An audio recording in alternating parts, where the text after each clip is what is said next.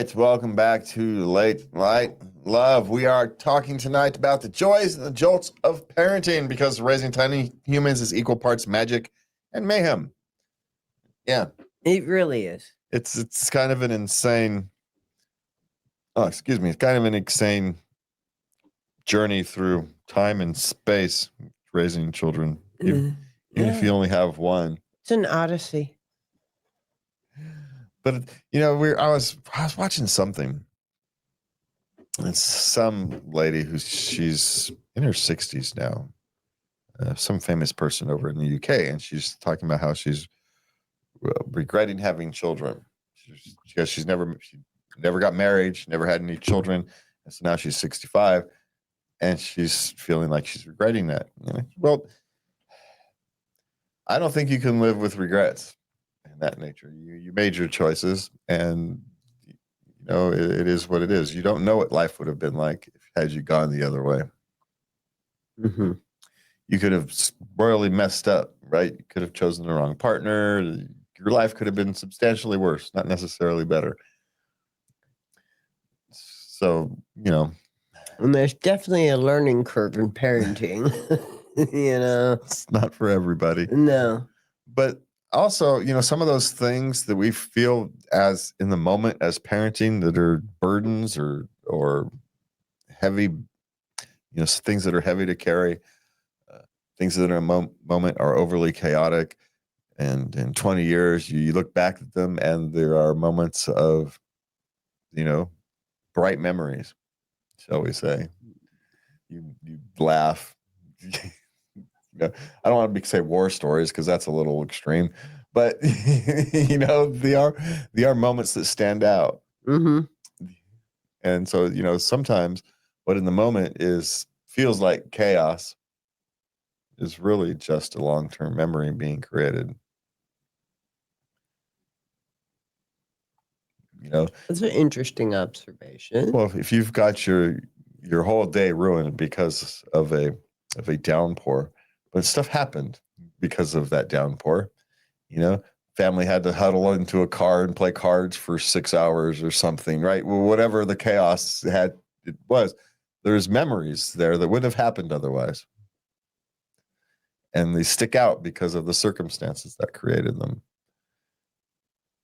And they become unscripted moments in our lives. I mean, completely unscripted. Just, the script we had written is completely gone. We're grabbing some note papers, whatever scraps of paper we can find, and we're taking notes, right? That's the kind of thing that happens. And at the moment, they're chaotic and exhausting and difficult and hard to get through. But 20 years later, they've morphed into something beautiful.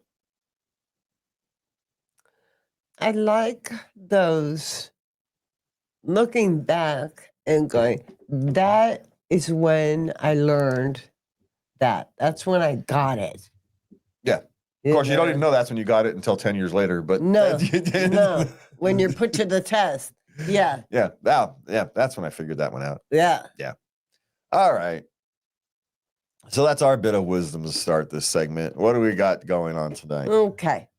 My kid asked if adults ever get nap time, and I didn't know whether to laugh or cry. He's 6. Well, when the child is 6, no. Well, I mean, if you're lucky, you get a nap time when they do. But as a general rule of thumb, that's when you get to clean up. Yeah. But on the plus side, you do get nap times as adults. They just come later in your 40s and 50s, 60s, 70s, when you can lay down and take a nap whenever you dang well feel like it. Well, except for those times when you're working. But yes, adults get nap time. Of course we do. We love nap time. We just don't get nap time when we have 6-year-olds. Yeah. You just never witnessed it. Yeah. It'll come. Yeah. You'll see Dad watching football passed out on the couch. That's Dad's nap. That's what that is. All right. My kid told me I'm always mad, and it broke me a little. Well, okay, instead of breaking you a little, maybe it's time for a little self-reflection. Yeah. Maybe it's time to let go of some of your rigidity. It's hard to know exactly why your child is interpreting you as mad all the time, right? Because it doesn't necessarily mean you're mad all the time. He's interpreting you as mad all the time. Yeah. And he's young. So his interpretations can be off. But he is seeing something that you should probably reflect on. Doesn't necessarily mean you're mad all the time, but maybe you're overly rigid.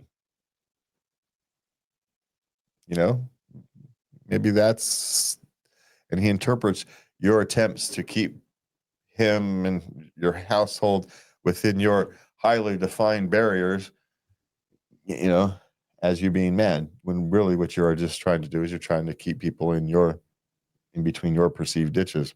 Mm-hmm. Maybe your perceived ditches are too narrow. Could be. Or maybe you're overly stressed and haven't taken time for yourself in 2 years, and you're frayed at the edges, and you are mad all the time, and you haven't realized it yet because no one's pointed it out. And now children, because they say what's on their mind, Shared it with you. Mm-hmm. Cares about you. Say, hey, Mom, I love you, but you're mad all the time, man. Why are you mad all the time? And maybe it's an opportunity to reflect. So it's two things, right? Maybe look for your life for where you're being overly rigid. So it might be interpreted as being mad all the time. And really what you're trying to do is you're trying to keep people within your predefined borders. Whether those are valid borders or not my question, but that's what a child might interpret that as. Mm-hmm. Or the second one is maybe you're overly stressed, and so you are reacting angry. It's coming out as anger instead of stress. So that's an opportunity. That's an option as well. But the little guy is probably onto something. He's seeing something. Now, whether it's always, again, whether it's mad. Always, it's a big word. It's a big word. Always is big. But it's also, mad doesn't necessarily mean anger, right? His interpretation and trying to explain what he's seeing can be off, but he's seeing something. Yeah. So, okay. Would you tell another parent something you found out about their teen? She's been sneaking out and meeting a boy, and she sneaks the boy in. This is a difficult one because we know how this is going to end. Well, because I was that teen who was sneaking out all the time, and it wouldn't have mattered. In a sense, you're actually just going to help it, in my case. So this is maybe where I'm over relating. Okay. Uh-huh. It wouldn't have made it. It may have even just made it worse. Because now I'm just not mad at my parents or whatever it is. Now I'm mad at my, the neighbor. It's snitching on me. It's not even none of your dang business, which in a sense is true. But at the same time, there's the safety factor. I know. And there's the pregnancy factor. Yes, I know. But these things were all existed back in the days when we did this stuff, and and that's why I said I've got mixed feelings on this one. It's because, is it going to do any good? Probably not.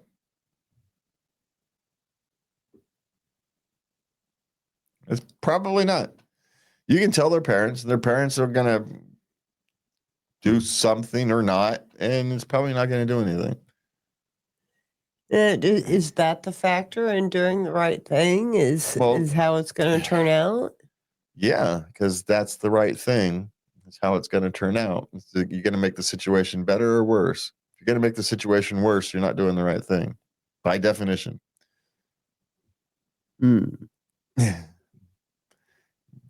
So These are when to interfere in somebody else's life, especially somebody else raising their children, is a very difficult one. And it's also kind of dependent upon your relationship with the family. If you have no relationship with the family, it might actually be easier to make the decision one way or the other, because you are, by definition, a complete outsider, just sharing an observation.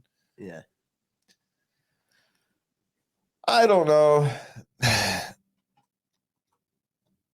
Maybe you do. Maybe you find a moment to have a quiet conversation with one of the parents. I wouldn't go out of your way to make a big deal out of it. Don't go knocking on the door.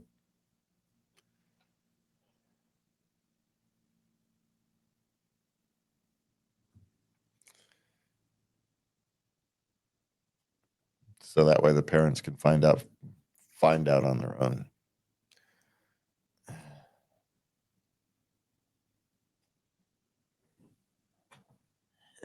I think a little more boldness is called for. I've got a strong mind your own business streak going through on that one too. So I don't know. There are many factors in that equation that I would have to sit with for a bit.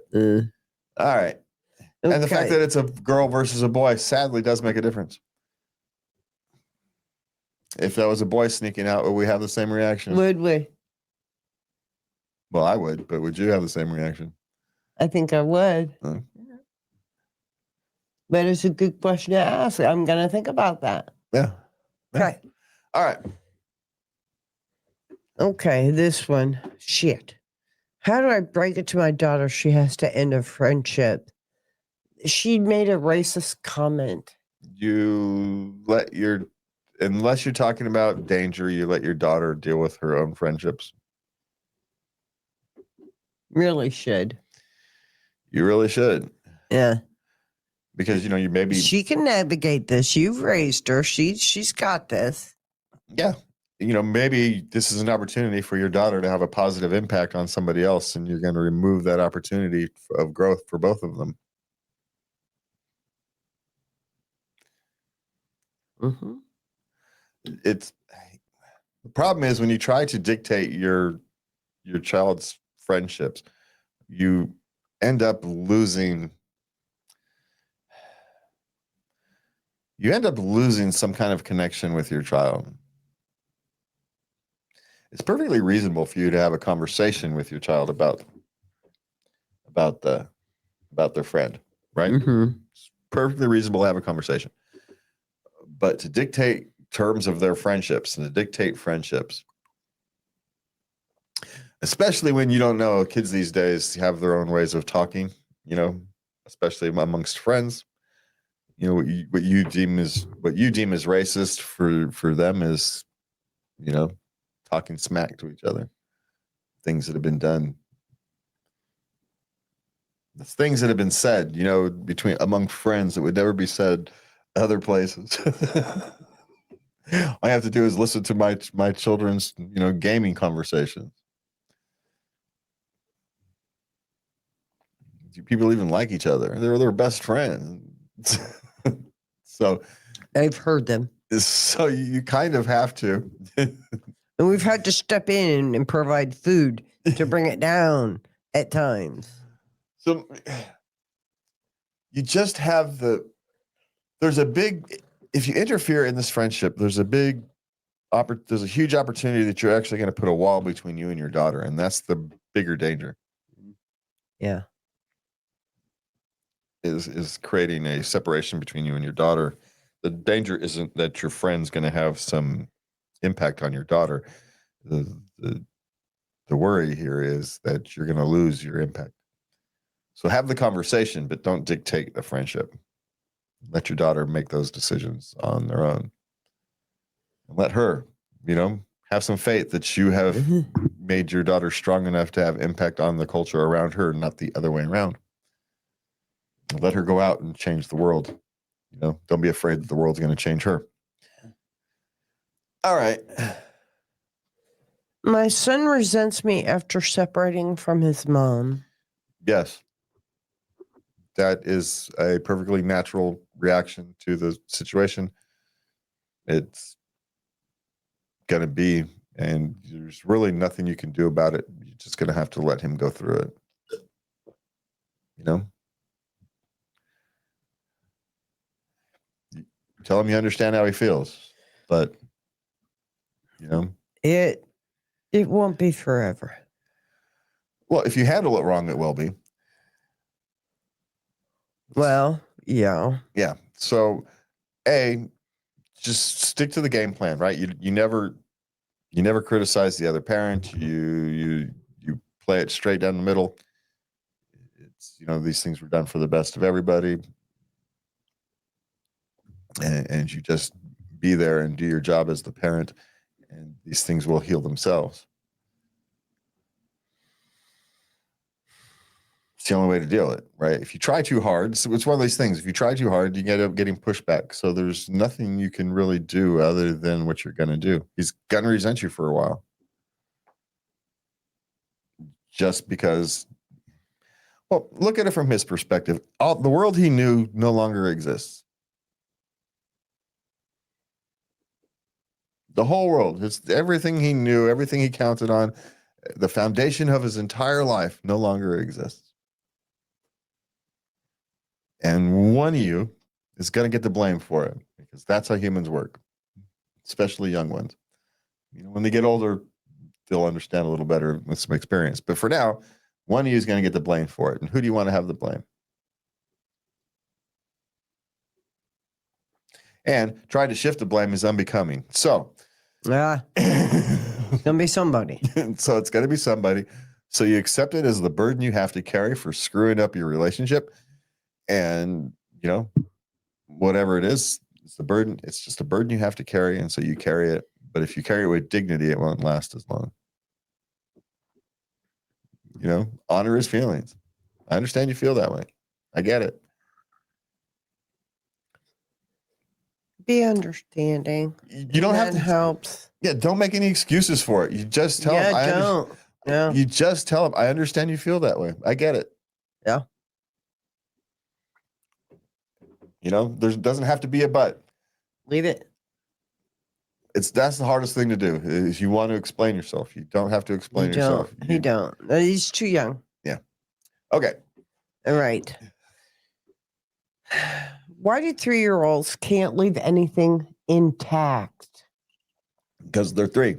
And what's the one thing 3-year-olds can do? Take things apart. They can smash things.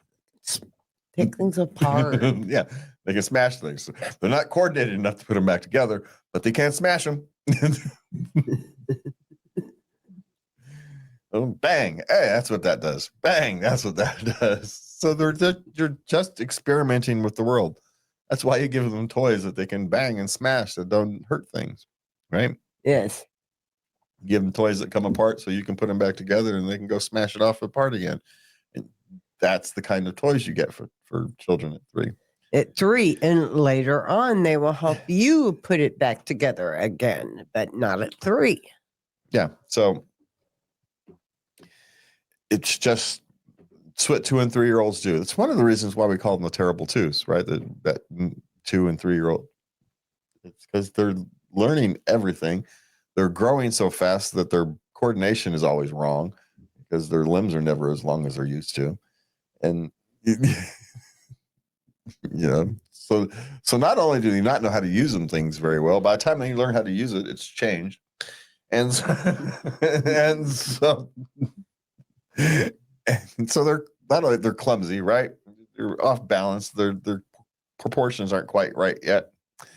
And so you factor all of these things in, and they're not sophisticated thinkers at that stage.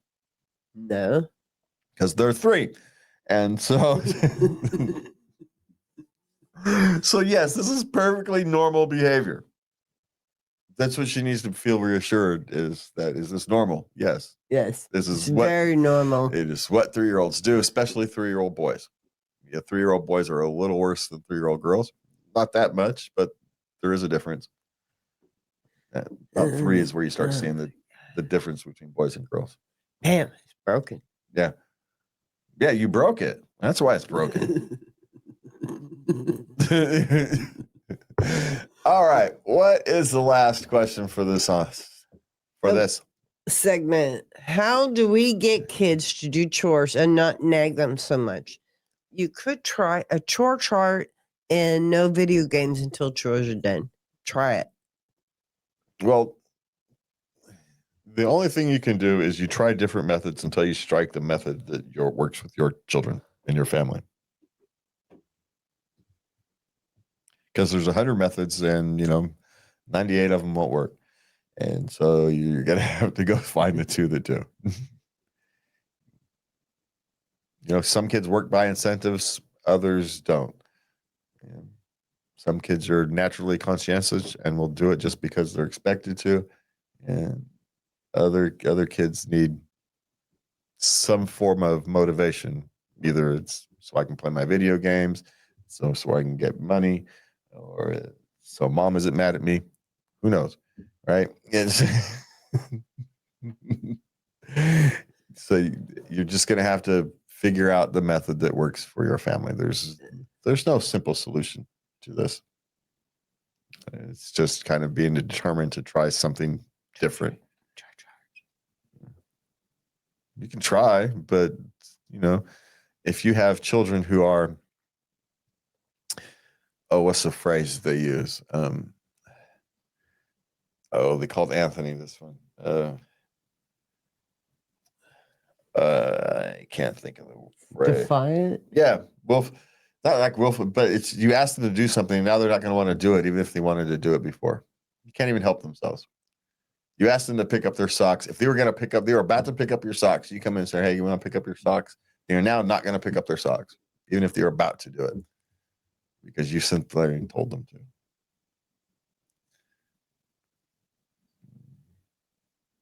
Some kind of defiant disorder. And so in that particular case, you've got to come up with different strategies, right? You can't use things like a chore chart or whatever. You're just creating battles. And so you've got to find a different strategy. And oftentimes that just means expanding your period of time where they need to get things done, right?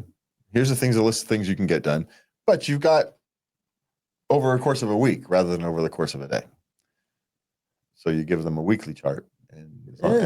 And so it doesn't feel like it feels more like they're in control of the schedule rather than you being in control of the schedule. And so they feel like it's got more freedom. It really doesn't, but they feel like it does. And so that way you don't kick in, their distorter doesn't kick in. Okay. So you can try to. So it depends. If you're having trouble, they may have a defiant, it's just their nature for whatever reason. You kind of think of it this way, bees. Everybody thinks that bees, once they get the signal to go out and collect honey at this location, they all do it, but it's not true. 20% of bees don't follow the instructions. They just go bugger off and do whatever they want.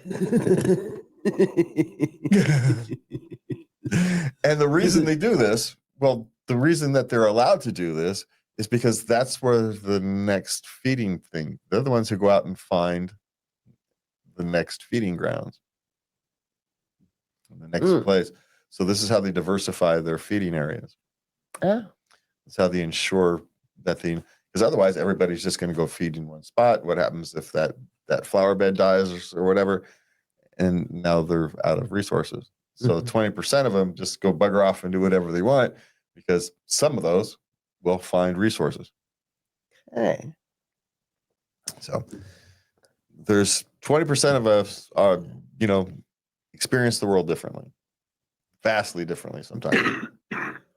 And so you as a parent, if you've got some of those, the trick is to figure out how to make them functionable in society while not squashing that innate desire to view the world differently. Yeah.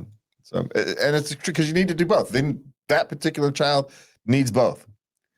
They need to be able to function in society and the structure, but you will harm them if you prevent them from being their naturally creative, self. So, and there's no simple trick to that. No. No, Well, no. that's just continual effort. All right. Parenting keeps us on our toes. Thanks for joining this emotional ride. If this has, remember, you can find us. I got to write this ending script for the love of God.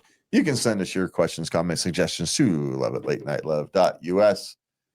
And please remember to like, subscribe, share, comment. In one of these years, we'll start doing those, replying to those. Which computer mouse do I need?